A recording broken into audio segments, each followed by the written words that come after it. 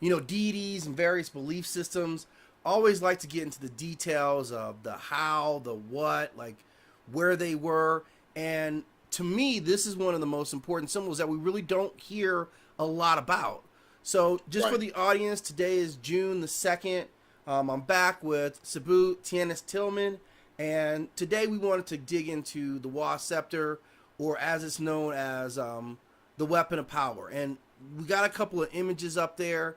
I mean, I've always been impressed by um, power symbols like this. And this is something that you pointed out to me that you see represented with almost all the netters are shown, or maybe not all the netters, but a significant amount of the netters are shown wielding this. Um, yeah, I wanted to show that for a couple of reasons. What you're looking at right now is some different ones, right? So Right. we can see that you have the head of Umpu there. Yes. And then to the left, you're talking about the Was Scepter, which would be the scepter of Set. The Scepter of Set. Yeah, if you can just blow it up a little bit, can Okay. you see the teeth there on the side of it? I can see the teeth there, yes. That would be a very different symbol. Okay.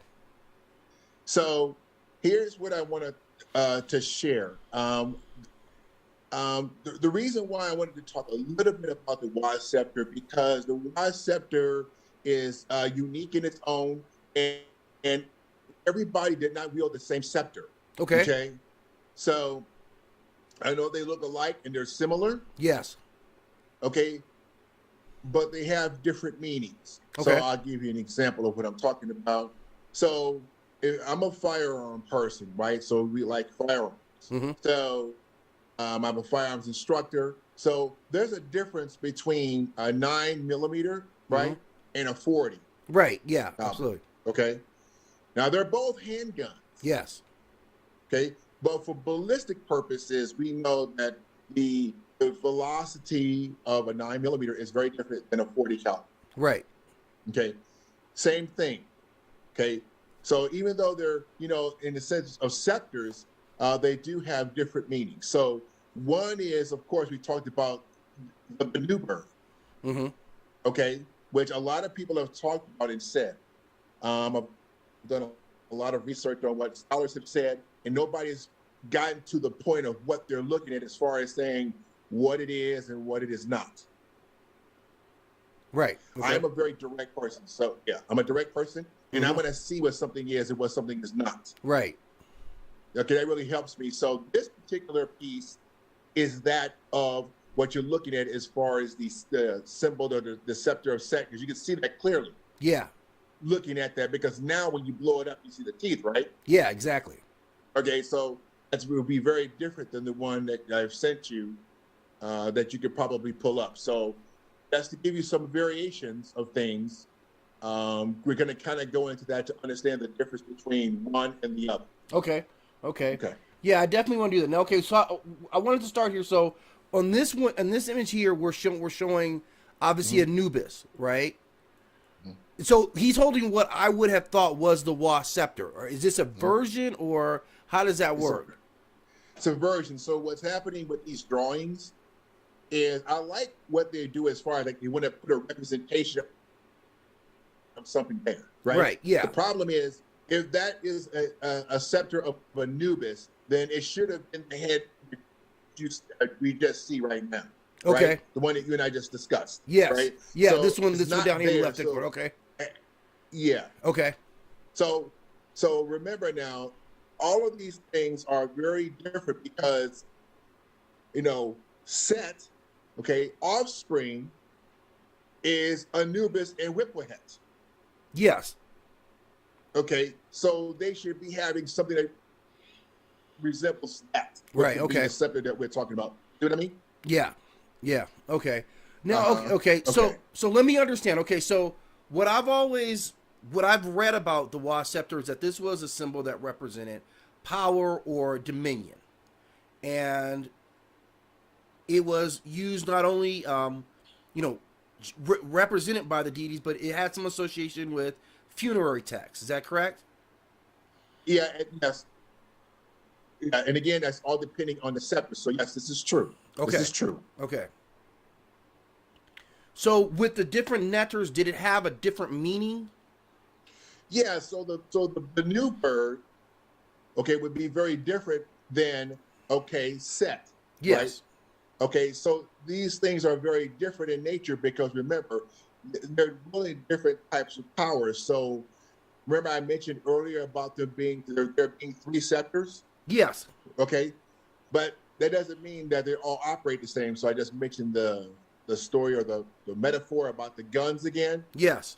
So if you have a scepter like that, you know, certain people will be wielding certain types of scepters. In this case, it's a Was Scepter. Yeah. Okay. So yeah, so that's why I'm giving you a variations of why that would be, because what I've understood as far as what I've looked at and what I've took into research and of course looked at everybody's stuff as far as the stuff that I've seen, there's a little variations of what people say something is. Like Yeah. it is this, you know, a new bird, and then someone says, no, it looks more like, you know, the scepter of Set.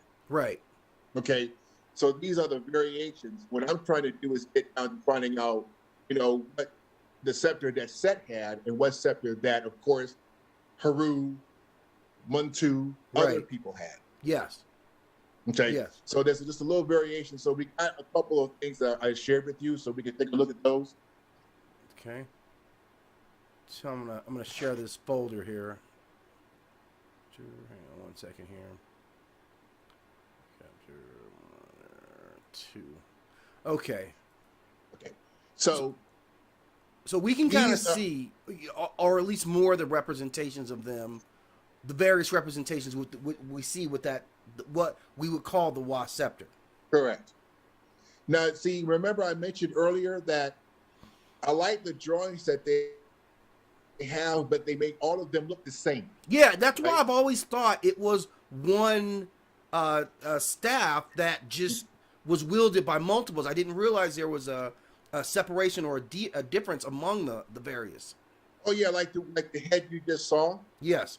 Okay, it doesn't look like the one that he has, Mike, that you see in the animation in the other picture, right? So Right. it doesn't look the same. Right. Okay, so again, it's like, okay, so I mean, my first thought that came to my mind is why is this different? And my conclusion was based on that is that the way they did these pictures, that all of them would have the same scepter. Right. Okay. Exactly. Okay, so you know, and based on the story of Set, he is in Kemet, but he is not a part of certain things. Right. Yeah. Okay, so he does have a scepter, but you know, you would be a part of the triad for like Khonsu, Mut, and Amen. Mm-hmm. You wouldn't be there. Okay, so there's certain places where he is, but he's definitely not, associated with certain things. So I'm just trying to find out what the difference was. But now you can see how you would assume that they all are the same. Right. Yeah. I mean, yeah. In these representations, because I mean, the only one we see is a little different. Now, this one is obviously Khonsu, who we've been Correct. talking about a lot recently, Yes. and I'm trying to pull this up here and hide this one back here.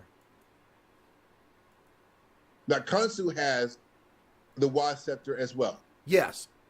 Okay, so you can see him he has the Jed Right. there, the Was Mhm. Scepter. Okay, Yep. and he has the two crux, which is the Heka and the Neheka. Mm-hmm.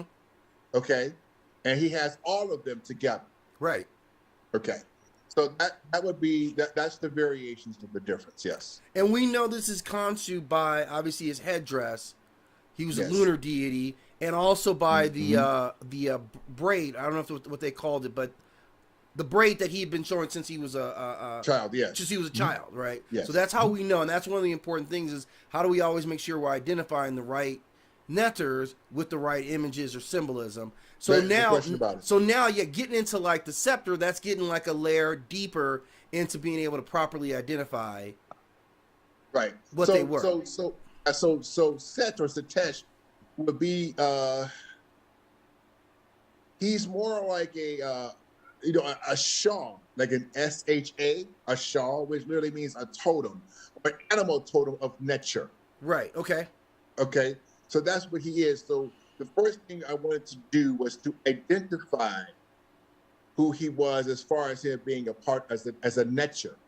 Right. Some people said he's a aardbard, which you know what an aardbard is, right? It's a nocturnal animal Yes. that lives underground. Okay, so people want to associate that picture with Set Right. or animal, okay, with him. But my thing is, they don't produce any canine type children. Right. Aardvards, animals. Yeah, that's right? true. Yeah. Yeah, so you would have to be a canine type to be able to produce canine type children. Right. Yeah. Right? So, okay, so that's what I'm referring to. So a Shah is a totem-like animal that has to do with canine type deal. So that's Okay. what I'm talking about with Set. Okay. And when you talked Okay, about his so that's canine why- children, his offspring, you were talking about Anpu and also I'm forgetting the other one's name, Pipwahet. Whipwahet, who Yes. were canine themselves, who were Correct. representing like a jackal, and I think what was the other one? Was it a wolf? Correct. So we, Okay.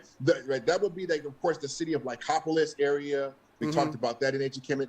If you just move that picture, but if you just move Khonsu aside just a little bit. Move you, Riley. Okay.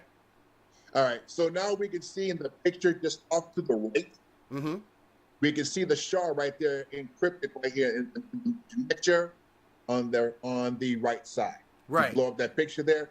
Okay, that would be an example of what Anpu would be like. See that? Yes. Okay, so that would resemble.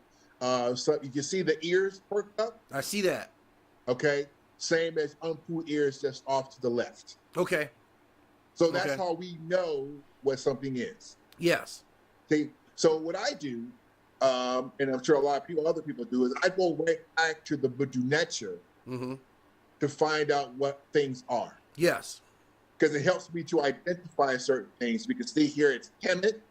We can see here where that's encrypted in the Budunecha. Right.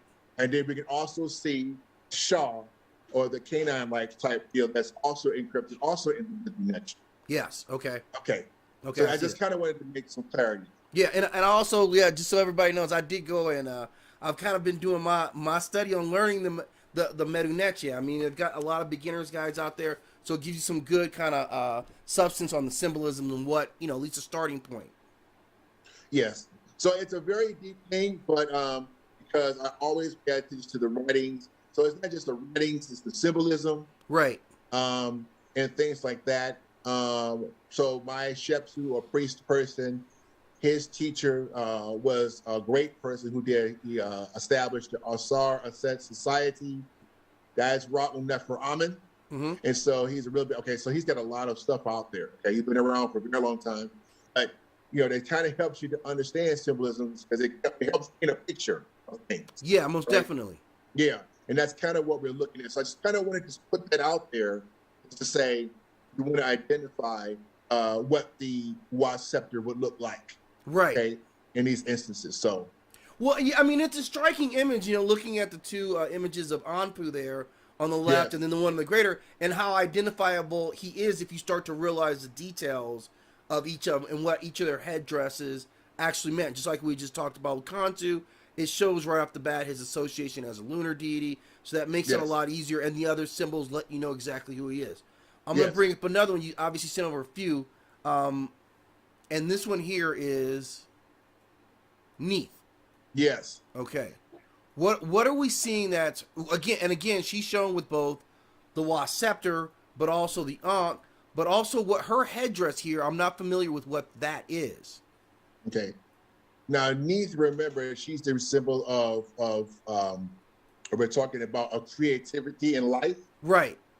So that's what her headdress is looking like. But the thing that really is most striking is Neith is actually a part of, I believe, the lower Kemet, but you can see she also has the Was Scepter there in her hand also. Right, I see that.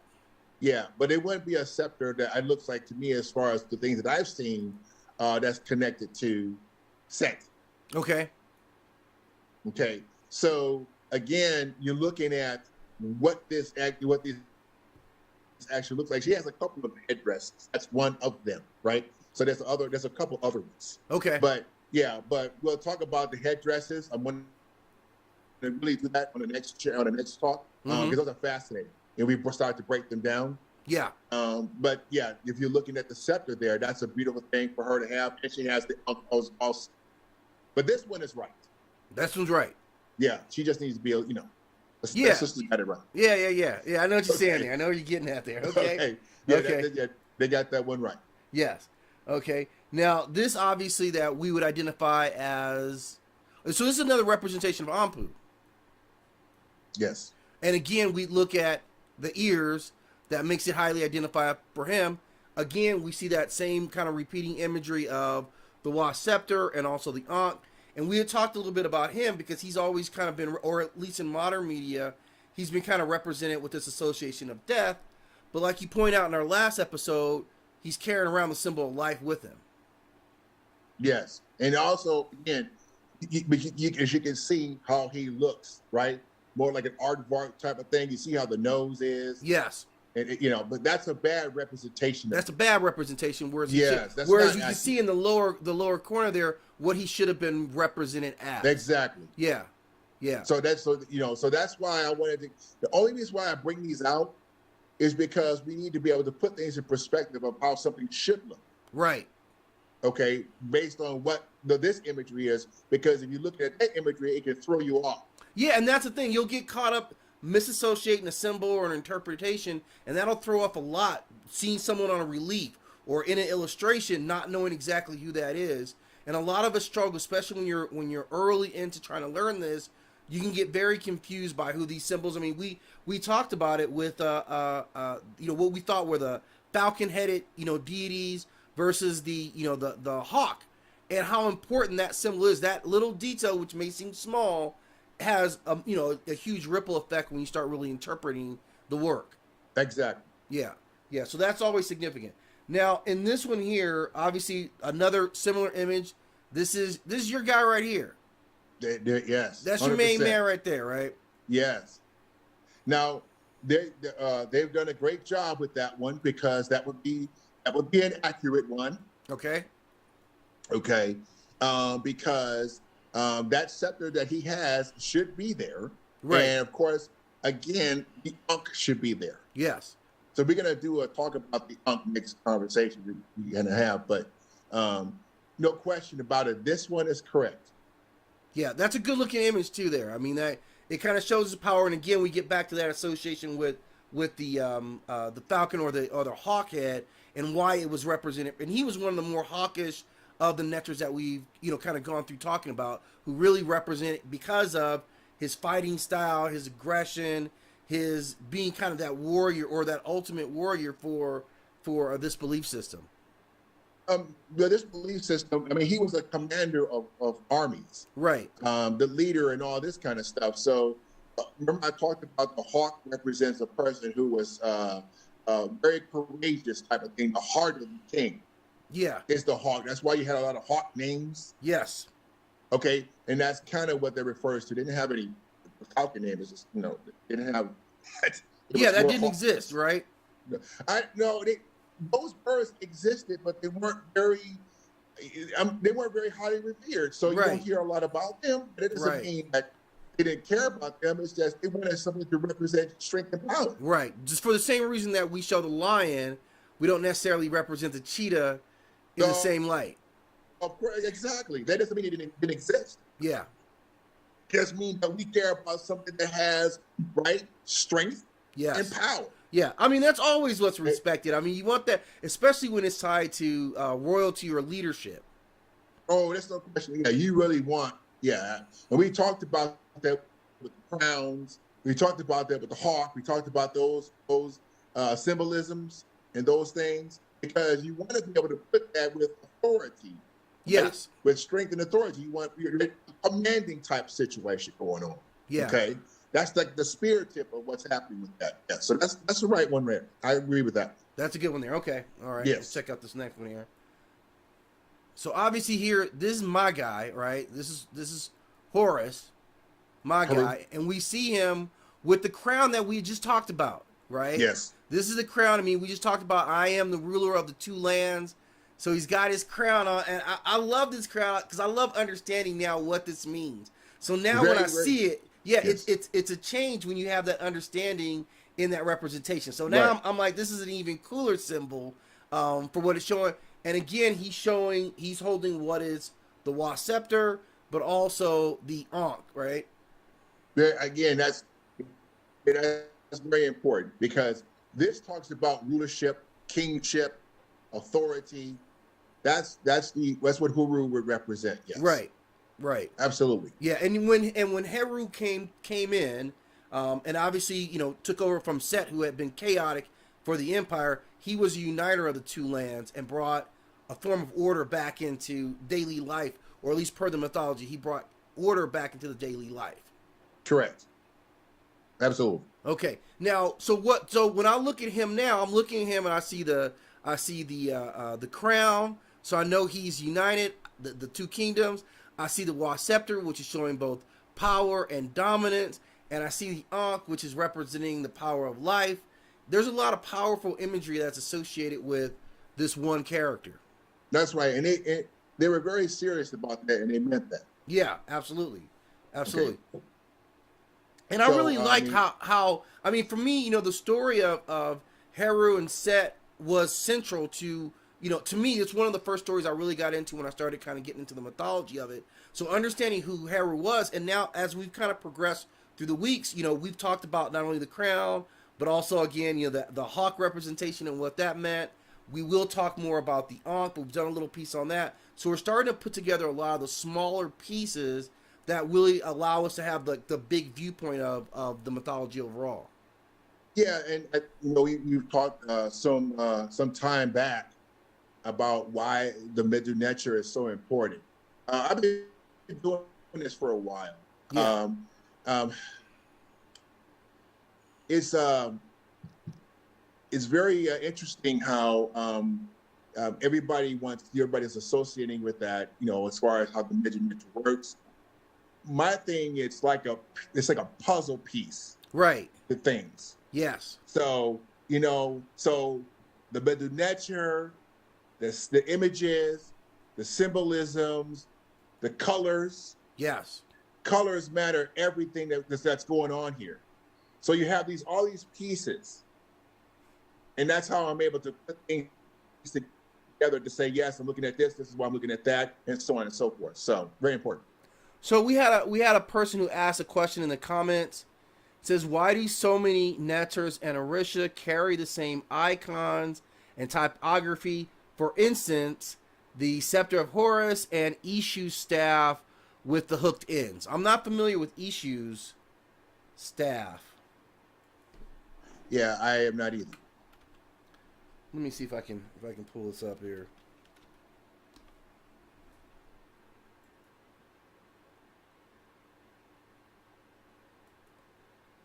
If you can see that, it's somewhat of a similar image. If that's an accurate depiction of it, here's probably a better image of it.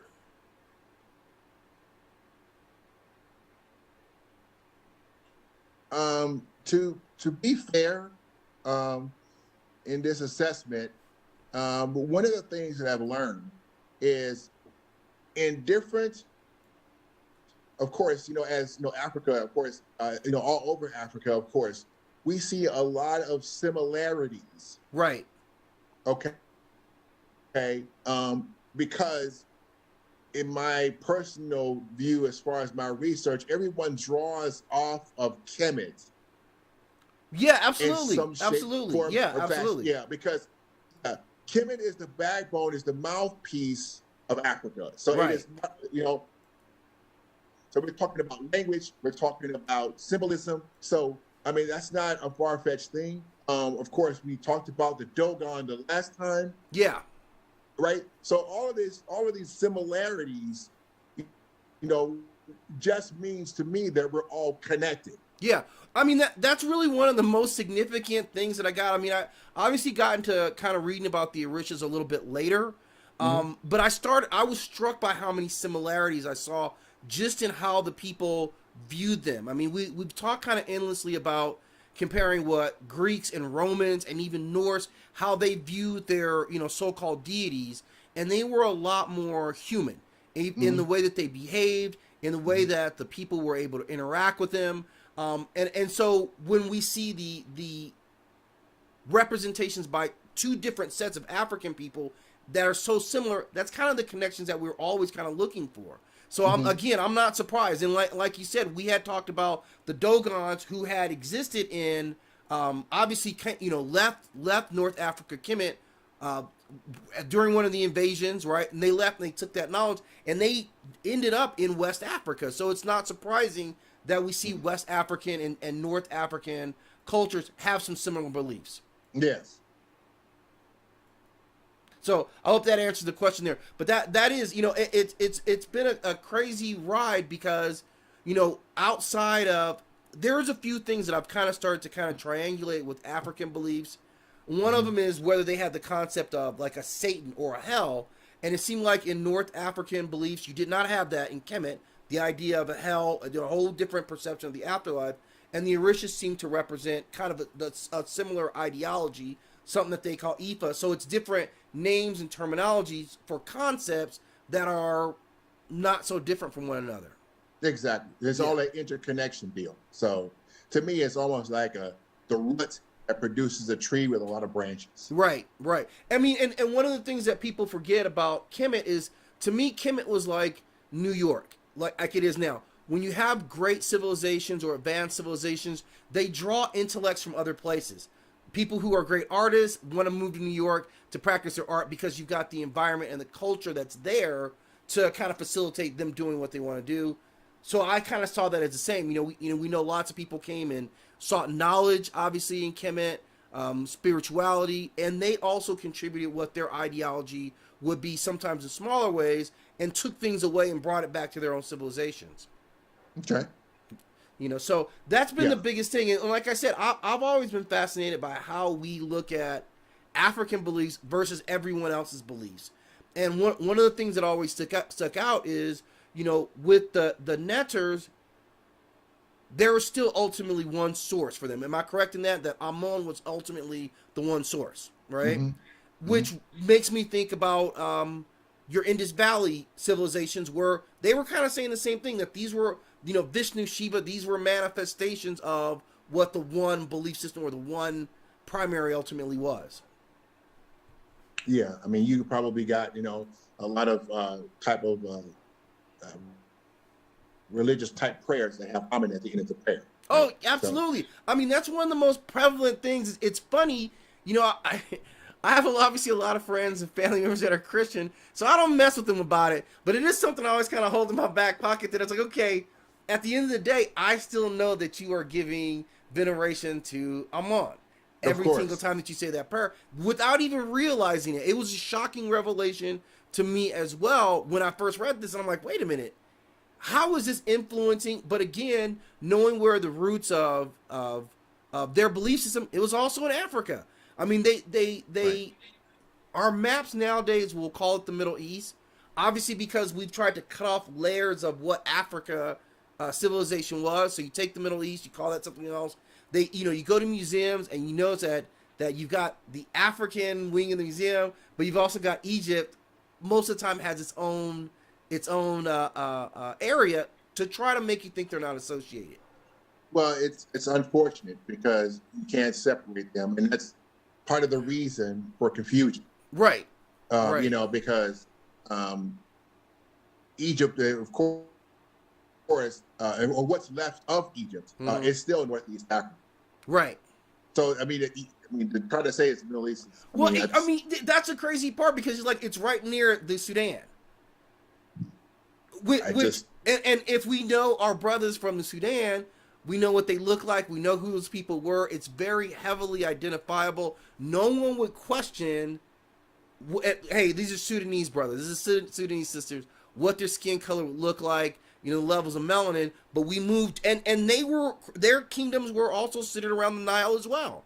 I mean, we talked a little bit about Kush, right? Who was a civilization that existed prior to Kemet, Egypt, and was probably either the founding of that civilization. As the great mother. Exactly. And at times you had Kush that invaded and controlled Egypt. Egypt had invaded and controlled Kush. So we saw, and they've always had trade, not only was it warfare occasionally, but they also had trade and cultural exchanges that were constantly going on. So they had the same belief system in the Netters. So we can say we know where this comes from without having to look at what a modern map has to say about it. Well, I mean, that's the most important reason why we should be studying, geography. Right. Okay. Right. So we understand exactly what something is and what something is not based on, civilization instead of what somebody's telling us. Right. Because the true Africa is not the African that we see on the map. No, it's not. So so that's why we need to study that. So we know that this is wrong, and we've been taught a certain way. Yeah, so exactly. I call it being bamboozled. Exactly. We bamboozled, yeah. So yeah, I mean, he said it right. We was hoodwinked, right?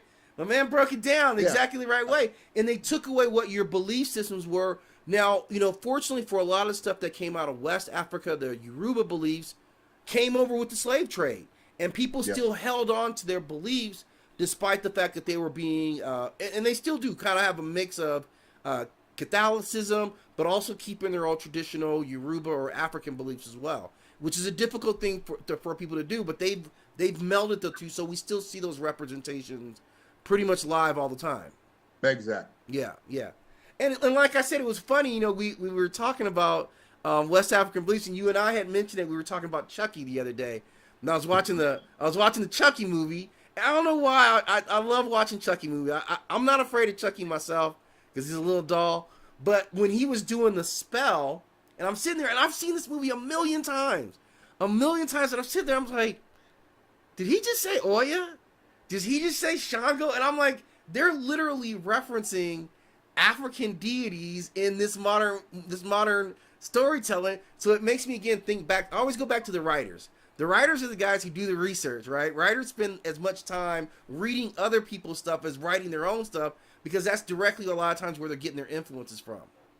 Yes, I mean it's pretty much in every a movie at some point. Yeah. Right. They always have these different types of nuggets.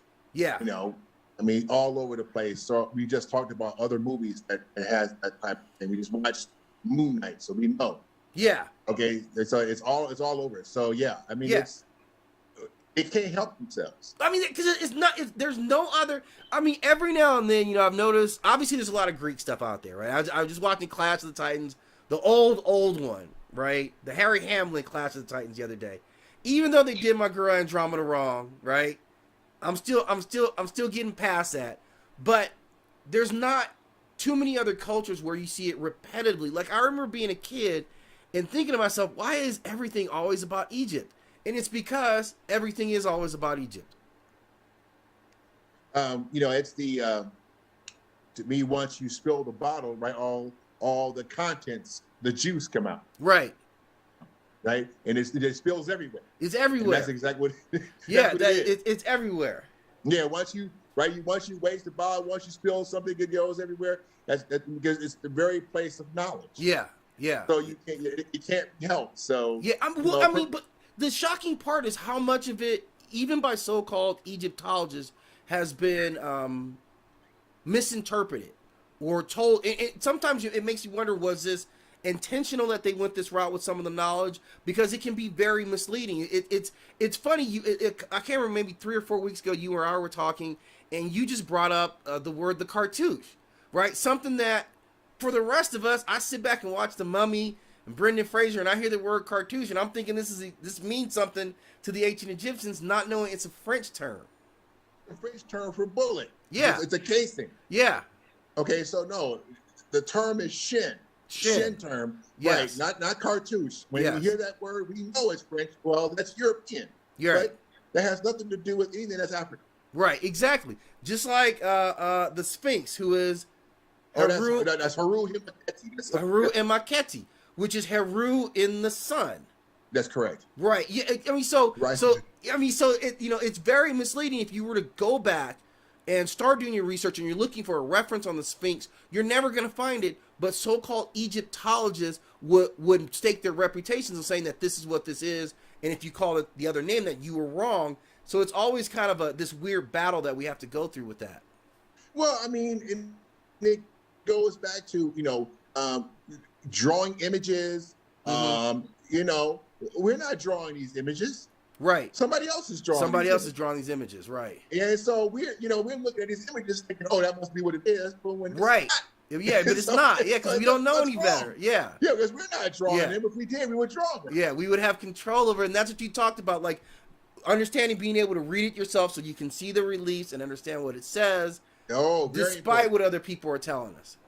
That's exactly right. Read it for yourself, and that's and that's the thing. So even though they're saying, for example, they use the word hieroglyphics, no, Right. we don't use that term because it's not even there. I mean, it's not written on any walls either. Right. It's a term they never use. Yeah. No. So Yeah. why do we call it that when it's not even written on the walls? That's Right. not what it means. So I'm like, okay, that's not what it says. Right. And it literally means, they say holy writings, but the B'Dunetter is actually written on the walls. Right. It's actually in the, so it's an actual carved writing that you can actually see the term B'Dunetter. So Right. you can see the writings and things. So we want to be able to go with what that says. So we kind of want to be able to follow that direction because now we know I can read this for myself, so I understand. Right. Exactly. Okay. And that's significantly important. Very significant. Yeah. I'm going to bring in this other image because as we were talking about looking at some of the reliefs, this is here one we go. really love this image, and there's so much going on in this imagery here, right? So obviously so we much see going on. that we can identify Montu. We've looked at this, and so we can identify Montu, right, in that image there. And I'm looking at what he's holding, and I see, obviously, a version of the Was Scepter, There you go. right? I see the Ankh, so I can Yep. easily identify those, right? Yep. I mean, there's a And the couple of Djet. Ankhs, and the Djet right there. And see, he's taking all that to war with him. Right. And we see why this is so important. But I kind of wanted to point out what we talked about last time and why this is so significant.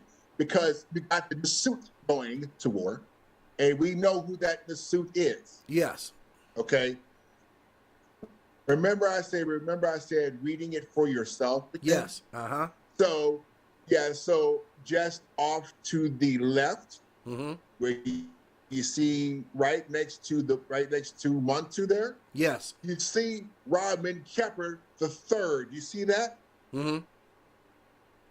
See that little see the shin there? Yeah, I see that there. Okay, Yes. and there's a little Yeah. okay. So you see Rodman Kepper the third. Uh-huh. And I love Right. doing that because now we know who that person is. Right. And of course, it says it off to the right, Uh-huh. and then it says Jehutimus here, and then also that says that too. All this is just telling us one thing. We can read it, interpret it, and Right. know what we're looking at. Right. So it's the imagery plus the B'Dunetter together. Right. Right. Okay, and it's a beautiful thing. It's a beautiful thing to know that, right? We know by reading Montu that he knows that he's here because we Yes. can read the writings of that, right? And we can understand that interpretation because again, it's right there. But as you can see, he has his weapon with him, Yeah. the Kopesh blade, and Mhm. he has that Was Scepter. Yes. Okay. Yeah. So he's showing you all that power, and he's ready to get down. And you can see this representation of the king who's smashing on the enemies before him. The great Nasut. Yes, the great Nasut. I'm sorry, the great Nasut, Yes. king of the two lands. Yes. Right. Yes. Yeah, I mean, yeah, and it's pretty powerful again when you start looking at and starting to recognize some of the symbols individually and start to put, I mean, and again, it is like you were saying, it's like a big puzzle piece that you're saying, okay, I see this. Now these things are starting to be more commonplace and more easy to understand what this actually means. It kind of opens up a whole different world as far as looking at this stuff. Yeah, to me, it's all about, people not, telling you stuff because isn't this wonderful? Like for me, if I had like my kids was sitting here or, around my grandkids and I'm able to show them things. Yes. Okay. Yes. That's the most important thing is to be able to tell the story because now I can tell the story to them. Pass on that knowledge. Yeah. Yeah. Our commenter was saying again that our spiritual inheritance has been colonized and tampered with, and that might have been the most important thing that they did go after while they were there. You know, I was going through the comments, and you know, we get a lot of nice comments, so I'm always happy to read our comments. Every now and then you get someone who's sideways, who doesn't like what we have to say, and it was about our, you know, the piece I'd done on Kemet, on ancient Kemet, and their response is that, you know, we was kings, that they hate to see the idea of ants or descendants from these people claiming what their inheritance was, that this is the society that they built. They were very deliberate. I mean, to me, you know, this is like you would use illustrations for your kid, right? That if you wanted to leave some instructions for your kid, I want to make sure that you understand this. I'm going to use a mix of symbolisms and words to kind of pound that message in, and then I'm going to write it in something that I know is going to last for 10,000 years, if not more, and that's exactly what they did. Well, I mean, it would be almost like you leaving some instructions, or you wrote something about your personal life, whether it was a diary, right, or something you wrote, and you pass it on to your grandkids. Well, you know, it's my great grandpa. Yeah. You know, but if you have a name there, like, well, who is this guy? Right. Well, that was the professor over at the University of. I mean, that's not my family member. Right. Exactly. Exactly. I don't even know who that person is. Yeah. You have a family lineage. Yeah. That's passing on knowledge. Well, I mean, and it's amazing because to me, as we get deeper and deeper in looking at the Medu Neter, it's like, I don't know if there's any previous languages or even what they would call hieroglyphics from other cultures that were as expressive, that said so much with their symbolism and how much all these little details actually meant. Well, yeah, in Sudan they did, right? There's some writings there and stuff like that. But again, it's, you know, remember I said that the writings change based on, you know, time. Yes. And if, you know, we're talking about the 4 golden ages or the 33 dynasties, all these things, right? Because just like the English language changed over time. Yes. Right? Okay, so we know, you know English from the 1800s. Okay? Right. We're not reading, right? So we're reading the new modern terms. So that's been changed over time, over and over again. Yeah. Right. Yeah. So that's kind of what we're looking at as far as that part of it is concerned. But yes, that person is accurate in saying. Yeah, yeah. I Okay. mean, it's stunning. I mean, like I said, you know, we've relied on people who were from colonizer countries who may have even had the intentions of actually learning it and passing the information on correctly and just did a poor job. But it does open us up to say, yeah, maybe they just didn't want to pass that information on correctly in the first place because of the meaning that was behind it. I mean, I can tell you, I've looked at different maps that goes along. We're talking the earliest maps onto the modern maps, okay, of Africa. And you see how many times that map has changed. It's incredible. Right. It would confuse. Oh yeah. Oh yeah. You know how many times they changed that thing. Yeah. And the names they had. Yeah. Okay. So the names, if you look at ancient Kemet or Egypt, before you see it now, okay, it was called Egyptos. Yes. That's the whole. They're talking about the whole area of Kemet. Yeah. Before before you see that little last piece of Egypt, now it was nothing like that. Right. Okay. Right. It was because it was one place at one time, and of course, different monarchs took control. So you have the north, you have the south, right? Okay. So, but remember, this is all still Kemet. Yeah. Okay. That's kind of what you're looking at. So that it's one of those things that people just have to look at geography and study history. Right. Well, I mean, you said the key terms like mythology. None of it means anything without the context of history and geography, the when and the where. Absolutely. 100%. And then we get into the who and why they, why there are different motivations. I mean, it's one thing, everyone's always been, one of the things that's always stood out to most descendants of African is we always look at the nose as kind of consistently being either cut off or blown off or whatever. A lot of that being attributed to Alexander when he invaded, right? And even some of Napoleon, because ain't nobody got that nose, but we know who has that nose. Exactly. Right. So symbolically that nose became a symbol unto itself. And if we look at that representation of the nose in North Africa, West Africa, and then of course, we've talked a little bit about the Olmecs in South America, that nose is what is the dead giveaway. So there's sometimes in the small details, just like the symbols would let us know which Nasut we're looking at, which Netter we're Very looking important. at. Yes. The symbolism, you know, and one of the things about Africans is they were always very specific about their hair, right? How they style their hair. I've even got a Buddha downstairs that's got bumps. He's got the twisted bumps. And I'm like, well, there's not a lot of people, there's not a lot of hair that can do that. So it Right. gives me an inkling of where they were drawing on in order to get to that symbol. Yes. Absolutely, 100%. Yeah, and they're still producing that symbol now. So people who wanna get away from it, that's still a battle you're gonna have to look at. This was another one. I wanted to bring this up. This was a beautiful image that you sent over to me here. And again, now I'm going to go out on a limb here because I think I see Montu here. Yes. Okay. 100%. That's where my knowledge is starting to grow out. Where now I can look at it and say, I see Montu. I see he's got the Ankh. I see he's got the Was Scepter. I think I see a Cobra right up at the top there. So now that's just how quickly your knowledge base can start to change when you start to be able to identify some of the smaller symbols. Well, the most important thing is actually carved, right? So it's not Right. nobody drew it. We Right. did that. Right. So that's an actual representation of something that we know is carved and it's been there for centuries, right? We know dynasties. That's gone way back. So this is not a representation. This is the origination. Right. Exactly. The origination.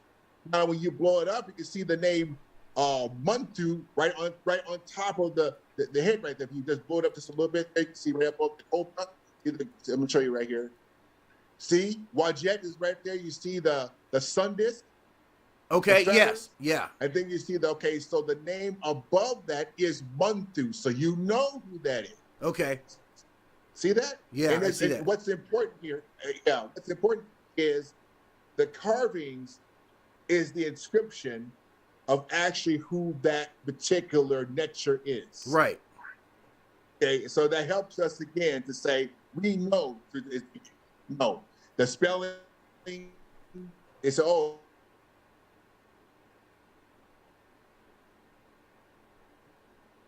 we lose you there?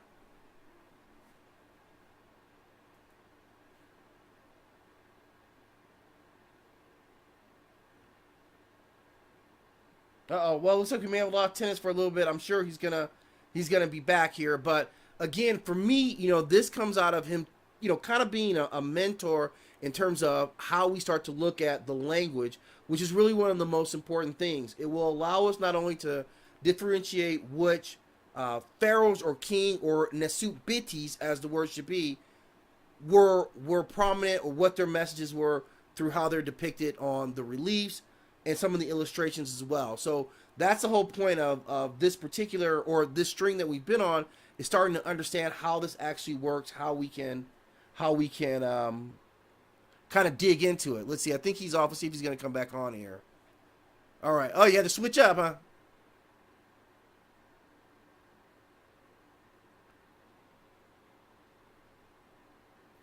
He's just connecting up his audio.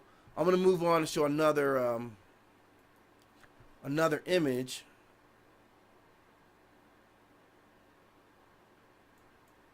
Can you hear me there? Can you hear?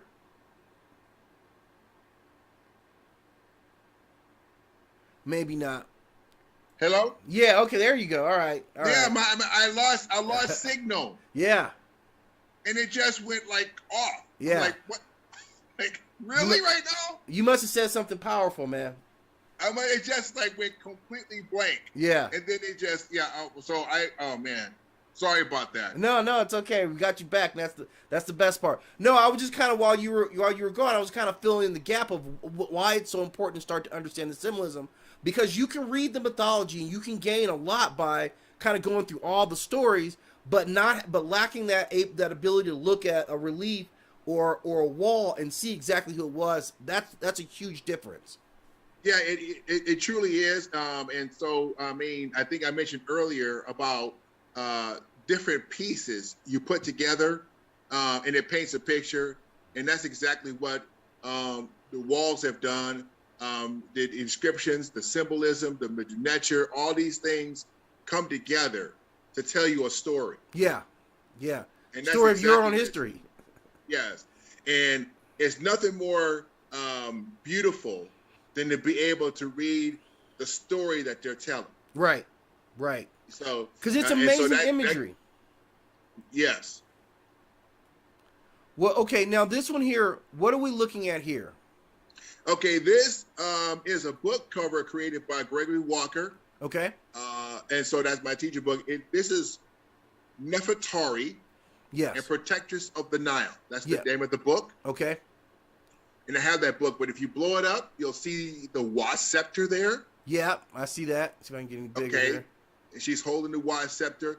Now, again, that who is that person behind her?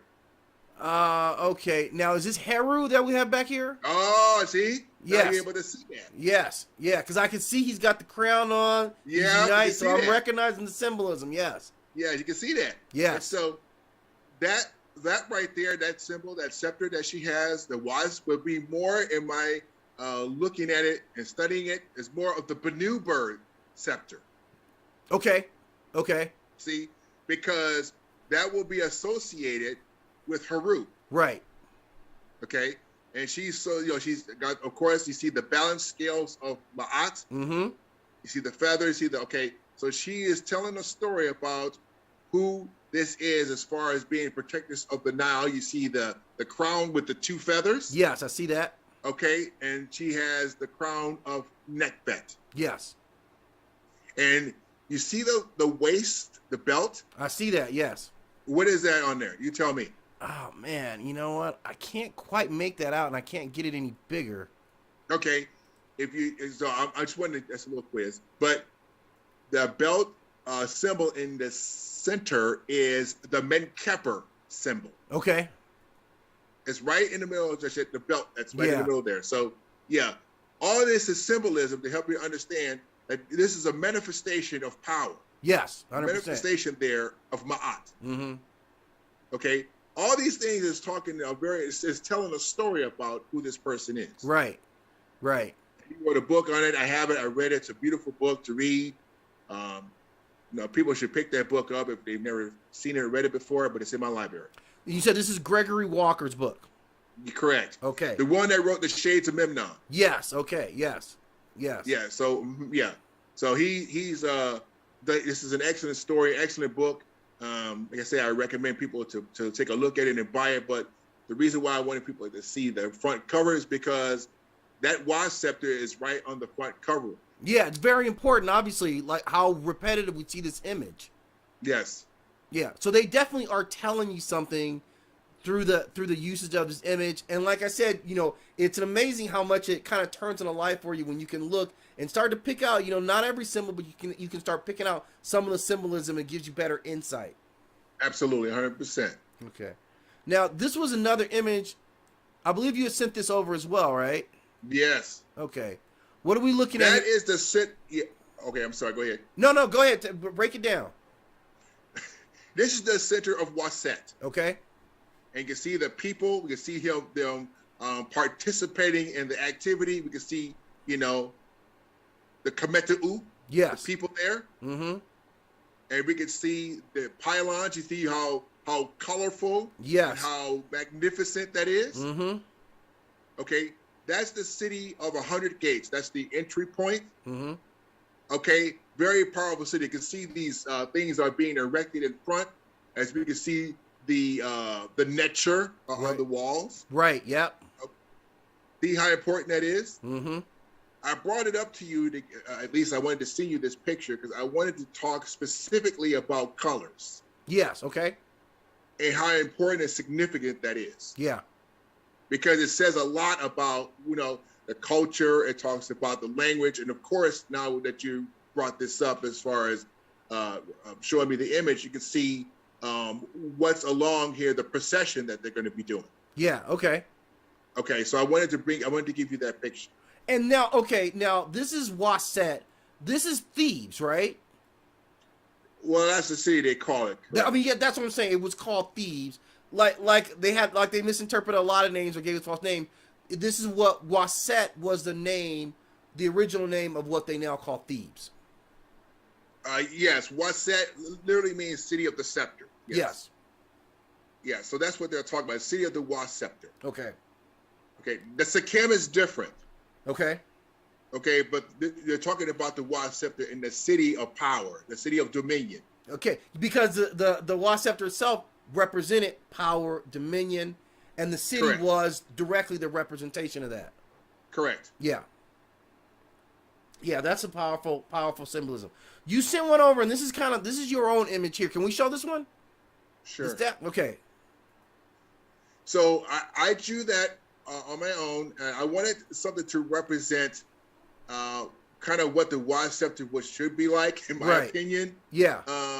And so it's a part of my story that I'm working on. But this particular scepter has a lot to do, of course, with the owl bird, because again, the M is important for Montu. Right. Okay, and things like that. So I drew that bird, but also you can probably see at the bottom how important colors are again. Yeah, I know. I'm seeing that, and those colors really stand out. Yeah, those colors are considered to be, of course, that's the stones that we're talking about, but it had a great significance and a great meaning. Yes. Okay, so in the story it talks all about that, but that's what this is. So this is the actual Was Scepter that I designed. That's beautiful. I really like that image. I want to see you bring this to real life. I'm working on it. Okay, he's working on it. So everyone, we're gonna stay on tennis on this one, because we're gonna have him bring this alive. Now, so you know me, man, and you're kind of the same. We both have that background. We both read a lot of comic books, and we like to compare stuff. So when I looked at the Was Scepter and I started looking at other power symbols, does Zeus have a comparison to the Was Scepter, the power of the Was Scepter? Because we know Zeus had a scepter, Odin had a scepter. How does the Was Scepter compare to these? Because the Was Scepter has a lot to do with magic, or it had a mystical connection to it. Right. Right. Zeus's scepter is based on a conduit of energy. That's right? exactly right. Yep. Okay. Where the Was Scepter has a lot to do with the mysticism side of it. Mm-hmm. Because the nature that we talked about is a part of that. Right. Okay. Right. So that would be Jehuchi. That would be, other people. The aspect of mysticism is very important when it has a connection to something like a Was Scepter. Right. Okay. So that's kind of the difference. So Was Scepter wins. Was Scepter wins. Yeah. Smash Right. It's not just a conduit of energy. It also has that part that I talked about, which makes it, even stronger. Yeah. Yeah. Okay. So, if you can't really do anything but have a conduit of energy, it's like, Zeus has more of a giant lightning rod. Exactly. Yeah. Okay, Yeah. so. Yeah. I mean, that's fun. Well, it's funny, like you had mentioned, with this symbolism here and the name Tahuti. And someone in the comments had, we had mentioned Tahuti knowledge. And someone asked a question, and I kind of went back to reference that again, if we're not, because we haven't talked as much about Tahuti. We've kind of talked around Tahuti because he's such an influence almost for everybody. I mean, yeah, for everything. And really what Tahuti was the knowledge. This was the guy who was the scribe, who was writing all this stuff down, who everybody looked at for wisdom. In Greek culture, he was called Hermes Trismegistus, and it was that same representation. So when we say Tahuti knowledge, and because we talked about it when we talked about my man Black Adam. Yes. Possessing. But Tahuti's knowledge is almost like a tree that has many branches. Right. So it's not so you have the knowledge of magic, the knowledge of problem solving, the knowledge of understanding, even combat. Yeah. The knowledge of combat. So there's different branches of knowledge. Right. And Tahuti represents that tree. Yeah. With all these different branches of knowledge. Yeah. Yeah. Because he had mastered all this. He had taken all this. It's funny because I kind of like comically, I was talking about the book before, and I was saying, this was the ultimate book. It was everything. Not only was it a book of knowledge, and then it was a book of magic. Like, you got two books for the price of one. Because he was giving you everything in that, and that's what the importance of. So again, we know our boy Black Adam is going to be coming out real soon, so we'll be going back to talk about that. But I think we both kind of agreed that was one of the things that made him out of the league. Like, Superman couldn't mess with this guy, because he's got the strength, he's got the power, but he's also got all that knowledge as well. Well, he in the animated series, he was just doing a number on Superman with that magic. Yeah, yeah. Okay, he was really doing a number on him with that, and that's and I said, see, that's the edge he has. Right, right. Okay, that's the edge he has with that. So that right there is how Superman was just getting pummeled in some instances because he couldn't handle all that knowledge. Yeah, they couldn't. I mean, they had to jump him, man. Again, we talked about. I'm really looking. That's one of the few films I've been really, really excited about. So I'm looking forward to that. But again, you can see how Tahuti or even discussions about him tie back to so many other aspects of the culture, the language, and the beliefs. Well, I'm hoping that my Was Scepter will be able to match up to the lightsabers that people are so excited. Oh yeah, absolutely. And it's funny. I was a kid. I was rocking a lightsaber when I was a kid. We're naturally attracted to stuff like that. So obviously, if I had been a child and had access to something like this, your Was Scepter here, how impactful that would be for a young person. Yes, because it's very hopefully my way of describing it. It has many features and stuff like that, and of course, that conduit of energy, but also it's very mystic. Yes. Okay, so it's able to do a lot of different things. Mm-hmm. Which it gives it different types of energy that's based on what we call the Raoult force, right? And of course, the shades of Mimnon. But it has that power that just a lot of other things don't have, and of course, the lightsaber doesn't have that power. Right. Again, right? It just has an energy source. Yeah. Just like we talked about Zeus. I mean, to me, this has been a fascinating topic. I know we'll probably come back and we'll look at some of these images again. The image of Was Scepter to me was one of the most impactful. Kind of seeing what city life would have been during that time, and all this symbolism around you. You're just immersed in that culture. Yes, absolutely. It's one of my favorite things to do. I know hopefully I brought a different perspective of the Was Scepter. Yes. Because all the stuff that we've seen, I just want to kind of bring a different angle to it. Yes. And hopefully it was impactful that way. Yes, it absolutely was. Now we had kind of mentioned among ourselves we wanted to talk about the Ankh next week. Are we still on with the Ankh? Yeah, we could do the Ankh, or yeah, we could. We could look at let me see. Would the Ankh be good? Yeah, I think the Ankh would be good. Yeah, I think the Ankh would be good. I have some thoughts on that. I posted a video about the Ankh some years back. It still generates a lot of controversial comments back and forth, interpreting what that symbolism is. Other symbols that have come down the road that are kind of alterations of the Ankh. So I've kind of got some stuff loaded up. But obviously, hey, we're at the end of our hour right now. I want to thank the audience. Again, I know this is a topic you guys are going to have some questions about because we got pretty specific about looking at some of the netters, their association with the Was Scepter. We got into some of the symbolism. Definitely hit Tennis up. If you go to the comments and you ask him something, he will respond and break it down further. And it's something that we need to go over again and again. We'll talk about it some more. But I'm hoping that all you guys are kind of getting your knowledge base up. You got some good books that you can read about the Medu Neche and how and I'm seeing how quickly it starts to open up a lot of doors of knowledge. Yes, absolutely. That should be in everybody's library. It's the foundation of language and of course, in writing. Right. So we really should have that in our library. So I'm really glad that I was able to do this. It's one of my favorite things to talk about, especially this topic. So I really enjoyed it. Well, we definitely appreciate it. Again, I'll go back and chop this up so you guys have some smaller bits to consume. We'll be back next week. We're going to talk some more mythology. Looks like we're kind of focusing on the Ankh. Tennis, is there anything you want to say to the audience before we got up out of here? Yeah, all I want to say is that this is a two-part. So we want to do education and entertainment. This kind of goes hand in glove. And I'm really enjoying the way we're doing it because it's really helping as far as bring a broader perspective on mythology from this from this angle. Yes. And so it's really been a journey for me as well. So I enjoy it. Yeah, it's nice that you're sharing the journey. Like I said, I'm caught up in it now. I enjoy learning every little bit of it and kind of watching my own self kind of progress through it. So, this is where it's been. Again, thank you guys for joining us. We'll be back next week, and I guess we're out today. Yep. All right.